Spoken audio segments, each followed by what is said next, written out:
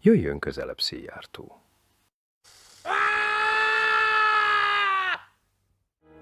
Szijjártó! Uram?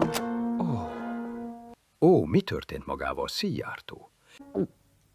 A lakossági fórumon megdobáltak, uram. Ó, legközelebb jobban vigyázzon. Szijjártó. Igen, uram? Maga nem szeret engem.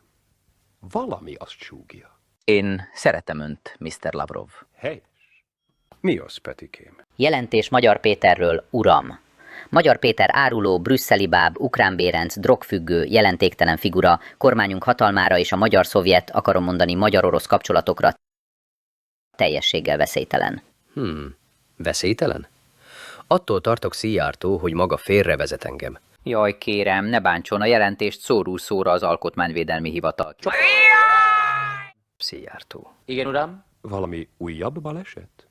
Kiestem a Kármelita erkélyén, uram. No, de a keze? Ráléptek, amikor kapaszkodtam. Szegény Szijjártó. Ez a sorozatos balszerencse. Remélem nem bántottam meg valamivel. Egyáltalán nem, uram. Megnyugtatott. Tudja, a harmónia, a sikeres együttműködés biztos záloga. Tökéletesen így van, uram. Elmehet, Petikém, és üdvözlöm a kedves miniszterelnökét. Köszönöm, uram, de már egy éve önnel él.